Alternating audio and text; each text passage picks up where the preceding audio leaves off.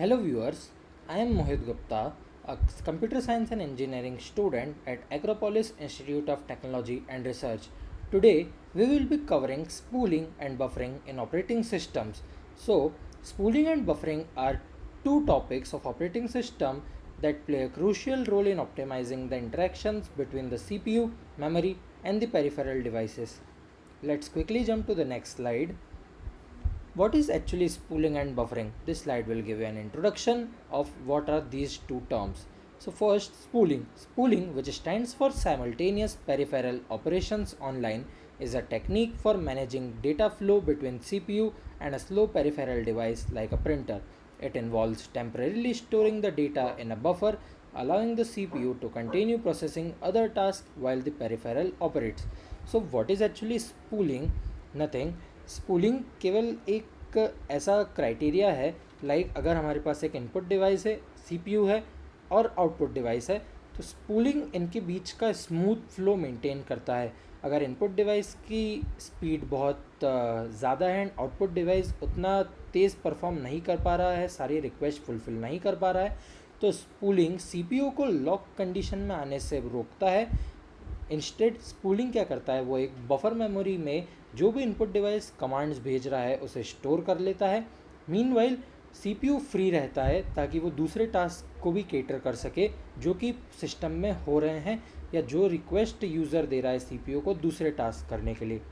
While coming to buffering, buffering is the process of temporarily storing data in a buffer, usually in memory, to smooth out the flow of data between two components with different speeds or data transfer rates. It a common technique to use to improve the efficiency of data transfer. What is buffering?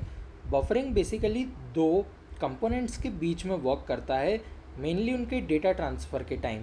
अगर किसी एक component की data transfer की limit slow है while दूसरे component की data transfer की limit fast है, this can create a lag time between both the components. This is where buffering helps. जिस कंपोनेंट की ट्रांसफ़र स्पीड फास्ट है, अगर वो फास्टली डेटा ट्रांसफ़र कर रहा है तो बफरिंग जो कंसेप्ट है, बफर एक क्रिएट होता है उनके बीच में. And buffer is nothing but a storage space. जो भी डेटा आ रहा है फास्ट कंपोनेंट से वो बफर अपने पास स्टोर करता है और उसे स्लोली सेकेंड कंपोनेंट की स्पीड के हिसाब से ट्रांसफ़र करता है ताकि दोनों कंपोनेंट के बीच में कोई डेटा लॉस ना हो, ना ही दोनों कुछ एब्सर्ड बिहेव करें और स्मूथली डेटा ट्रांसफ़र हो पाए. बफरिंग कंसेप्ट जो है वो दो कंपोनेंट्स, एक आउटपुट डिवाइस हो सकता है, एक इंटरनल स्टोरेज हो सकता है, दोनों इंटरनल कंपोनेंट हो सकते हैं या फिर दोनों आउटपुट पेरिफेरल कंपोनेंट्स हो सकते हैं, किसी के भी बीच में वर्क कर सकता है. सो दोनों टर्म्स को हम दोनों कंसेप्ट्स को ब्रीफ में देखते हैं और बढ़ते हैं नेक्स्ट स्लाइड पे. So let's look first spooling in detail. पहला है how it works, how actually spooling works. So data is sent from the CPU to a spooling buffer, which is essentially a temporary holding area on a disk or other storage device. जैसा कि मैंने first slide में कहा, spooling जो है वो buffer create करता है, बफर स्पेस क्रिएट करता है जो कि एक डिस्क पे होती है या फिर अपनी सीपीयू के साथ में जो मेमोरी स्टोरेज होती है, सेकेंडरी स्टोरेज डिवाइस होती है, वहीं पर ही वो स्पेस क्रिएट करता है. The peripheral device then reads the data from the buffer at its own pace. Input device से जो भी डेटा आ रहा है CPU को स्पूल करके बफर में स्टोर करेगा जो कि एक डिस्क स्पेस हो सकती है सेकेंडरी स्टोरेज डिवाइसेस पे, और पेरिफेरल डिवाइस के पास उस स्टोरेज का एक्सेस हो सकता है जो पेरिफेरल डिवाइस अपने पेस पे उस डेटा को रीड कर सकता है और जॉब को एग्जीक्यूट कर सकता है, making the CPU free for other jobs. What is the benefit? ये मैं ऑलरेडी बोल चुका हूँ. Spooling allows the CPU to process other tasks while the peripheral device is busy. This significantly improves system performance by reducing idle time and increasing throughput. Nothing benefit इतना ही है इसका spooling का, that ये idle time reduce कर देता है, CPU का idle time बिल्कुल हटा देता है. सीपीयू केवल एक प्रोसेस में लॉक होकर नहीं रह जाता है, सीपीयू अदर प्रोसेस के लिए भी ओपन हो सकता है. इनपुट डिवाइस से एक बार में सारा डेटा आ गया जो भी हमको पेरिफेरल डिवाइस को भेजना है, सीपीयू ने वो एग्जीक्यूट कर लिया, प्रोसेस कर लिया और उसको बफर में स्टोर कर दिया, स्टोरेज डिवाइस डिस्क में स्टोर कर दिया. सो पेरिफेरल डिवाइस अब धीरे धीरे उसको रीड करता रहेगा, तब तक के लिए सीपीयू फ्री हो चुका है किसी भी फर्दर प्रोसेस को एग्जीक्यूट करने के लिए. अ जनरल एग्जांपल जो कि मैं दे रहा हूँ, कॉमन एग्जांपल इस स्पूलिंग का प्रिंटिंग जॉब। अगर हमें मल्टीपल पेजेस प्रिंट करने हैं जो कि क्यू में लगे हुए हैं, तो स्पूलिंग यहाँ पे बिल्कुल बेनिफिशियल एंड हेल्प करता है, prevent CPU from being blocked while watching the printer to finish each job. Next, let's see buffering in detail. So buffering जो कि मोस्टली यूज़ होता है डेटा ट्रांसफ़र के लिए। The source device like a hard drive sends data to the buffer then transfers the data to destination device like the CPU at the rate that both devices can handle. So hard drive से जो भी data अगर CPU को भेजना है तो वो directly CPU पे नहीं जाता है, वो बीच में एक बफर पे स्टोर होता है। बफर जो है वो सेकेंडरी डिवाइसेस, स्टोरेज डिवाइसेस पे नहीं होता है, वो मोस्टली रैम पे होता है। रैम पे स्टोरेज असाइंड होती है बफर के लिए, बफर स्टोरेज होती है रैम पे, क्योंकि वो फास्टली एक्ट करना चाहिए, वो दो प्रोसेस के बीच में क्विकली परफॉर्म होना चाहिए, इसीलिए वो रैम पे असाइन किया जाता है। मोस्टली डेटा ट्रांसफ़र के लिए यूज़ होता है।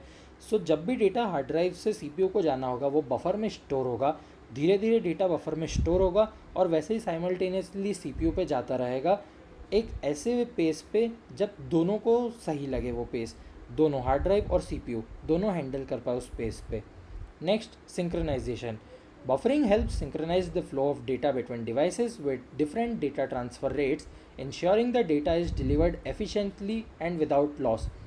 बफरिंग जैसा कि मैंने कहा ऑलरेडी सिंक्रोनाइजेशन में हेल्प करता है, वो डेटा को एब्सर्डली ट्रांसफ़र होने से रोकता है। अगर एक की स्पीड ज़्यादा होगी, एक की स्पीड कम होगी, तो ऑब्वियसली हो सकता है, पॉसिबिलिटी है डेटा लॉस की, चांसेस होंगे डेटा लॉस के।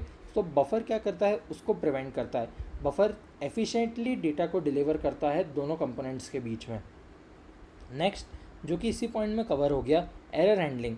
Buffer can also help in error handling by detecting errors during data transfer and potentially retransmitting lost और करप्टेड डेटा।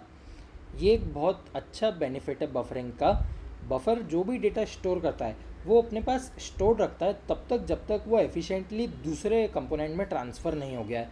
अगर कोई डेटा जो लॉस हो चुका है दूसरे कंपोनेंट में ट्रांसफ़र हुआ नहीं, या फिर let's say any situation, power cut हो गया है, कुछ भी हो गया जिससे हमारा सिस्टम या फिर जो प्रोसेस है वो स्टॉप हो गई एब्सर्डली, तो डेटा लॉस नहीं होगा, वो बफर में स्टोर्ड होगा और वो बफर वापस से उस डेटा को रीट्रांसमिट कर सकता है, या फिर अगर कोई डेटा करप्टेड हो चुका है तो उसको भी बफर अपने में स्टोर करके रीट्रांसमिट कर सकता है।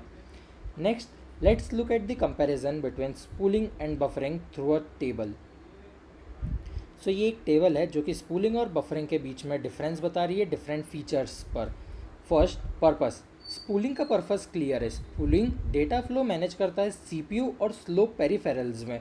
सो स्पूलिंग जो है वो कम्प्लीटली वर्क करता है इनपुट सीपीयू आउटपुट साइकिल पर। इस साइकिल के बीच में स्पूलिंग अपना काम करता है। वाइल बफरिंग जो है वो दो डेटा ट्रांसफ़र के बीच में सिंक्रोनाइजेशन फिट करता है।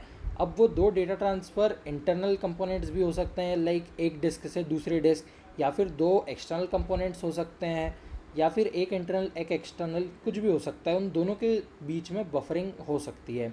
नेक्स्ट फीचर हो गया storage. Now usually on disk और अदर स्टोरेज डिवाइस, जैसा कि मैंने बोला स्पूलिंग जो है वो सीपीयू के साथ में जो मेमोरी स्टोरेज अटैच रहती है, सेकेंडरी स्टोरेज डिवाइसेस, वहाँ पर अपनी जगह बनाता है, डिस्क स्पेस लेता है। वाइल बफरिंग जो है वो टिपिकली मेन मेमोरी में रहता है, जो कि रैम में रहता है।